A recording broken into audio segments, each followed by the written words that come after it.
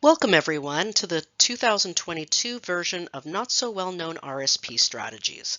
I was on a call with some colleagues earlier this week and someone mentioned that there are only a handful of business days left for the March 1st contribution deadline.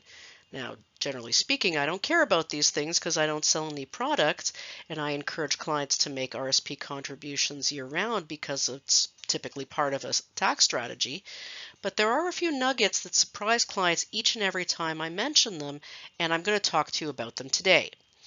Before we begin, just one housekeeping item. Please keep in mind that the information presented on this webinar is only current as of its date of recording, and you're encouraged to seek the advice of an accountant or tax preparer if you have further questions. Let's give some attention to timing your tax deduction. Many of you are accustomed to the fact that contributions made in the first 60 days of the calendar year can be carried back and applied to the previous year's income if that's to your advantage. However, many of you may not be aware of the benefits of carrying forward an RSP contribution to a future year. So this week I was working on a financial plan in which I encouraged the clients to continue to make their annual RSP contributions as they normally do, but to carry forward the deduction to be claimed in 2025, which happens to be a year in which they intend to sell a rental property. In 2025, the deduction will be so much more valuable to them in controlling the taxes on the capital gain. And if you're wondering why I wouldn't just suggest that they pool the funds and contribute in 2025, well, firstly, savings have a tendency of disappearing, and secondly, because the funds can grow in a tax-sheltered environment in the meantime. Now, if you think the strategy is subtle, the vernacular doesn't make it any easier. When we talk about unused RSP contributions, most people immediately think of their carry forward room. So let's distinguish between these two things. Your notice of assessment reports your RSP contribution room in a table very much like the one that I have here. It defines the RSP contribution room that you earned as a result of the previous year's earned income. Then it makes some adjustments for participation in a pension plan or contributions you made in the year. This leaves you with your deduction limit. When you make a contribution to your RSP but you don't deduct it in that year, it appears on this second highlighted line as an unused contribution, or literally a contribution that has yet to be used to reduce your taxable income. The net amount is then the contribution limit for the following year.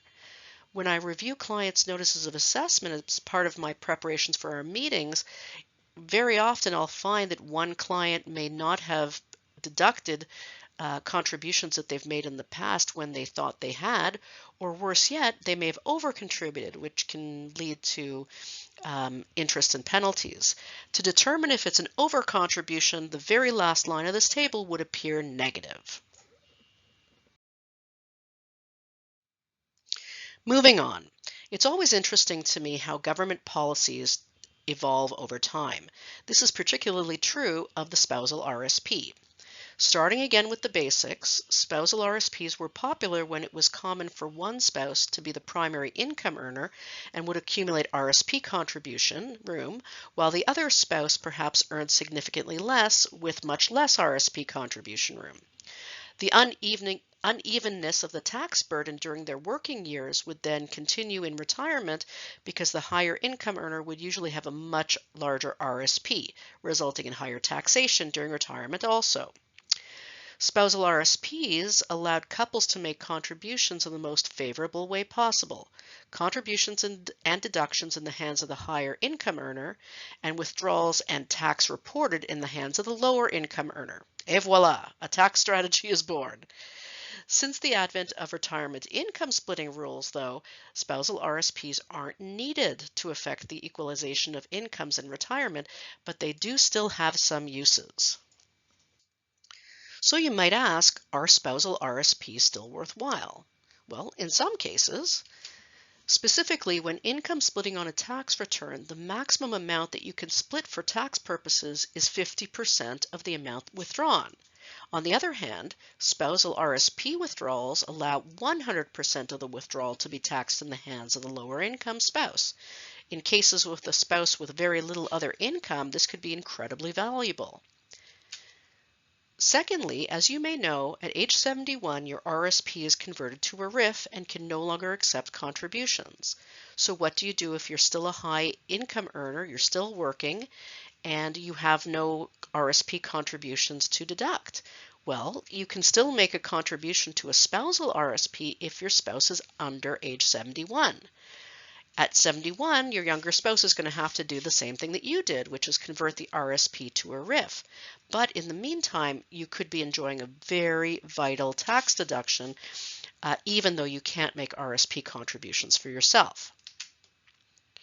In a similar vein, in the year of death, a deceased taxpayer can't make an RSP contribution, which could be a real shame because most people face their highest taxation at death. However, the deceased representative, otherwise known as an executor, can make a spousal RSP contribution on behalf of the deceased in order to utilize any carry-forward contribution room. This can be amazingly effective if the deceased died prematurely with high taxable income. And finally, a quick note about borrowing to make RSP contributions. I won't lie to you, I do not have the stomach for leveraged investing. But as a planner, of course, I need to address the questions clients pose, and I have to respect that some people do have a much higher risk tolerance and are considering borrowing to make an RSP contribution. Generally speaking, when you're borrowing to invest, clients are concerned that the return on investment be higher than the borrowing rate.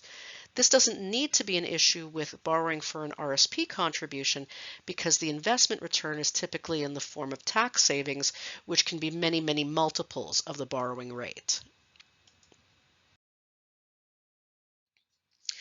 I did come across this strategy from Manulife last year. This formula helps you to calculate the amount that you can borrow to increase your contribution while ensuring that the refund is enough to repay the loan. Now, just before we get into it, a word of caution. If you have income from more than one source and you may not have remitted sufficient taxes via source deductions to cover your taxes owing for the year, you're going to find yourself with no refund at all, just having eliminated any taxes payable. In this case, this particular strategy is not going to work for you. So please talk to an accountant before considering this strategy. And so let's look at an example. Let's say I have $40,000 in contribution room and I'm in the 40% marginal tax rate, but I find myself with only $10,000 in cash to contribute. Now, my first inclination, of course, is that I could make a $10,000 contribution and be done with it. But for those of you who might entertain a higher contribution, this formula says that in addition to the $10,000 that I can afford to make, if I were to borrow exactly $6,667, in other words, making a total contribution of $16,667, then my refund should be enough to repay the loan in full, and that's pretty sweet. As always, thank you for your time and attention today. To share questions, comments, and ideas for future webinars, please contact me by email at monique@upotential.com. If you want to see how UPotential's planning services can help you reach your potential, visit upotential.com/service to arrange a consultation.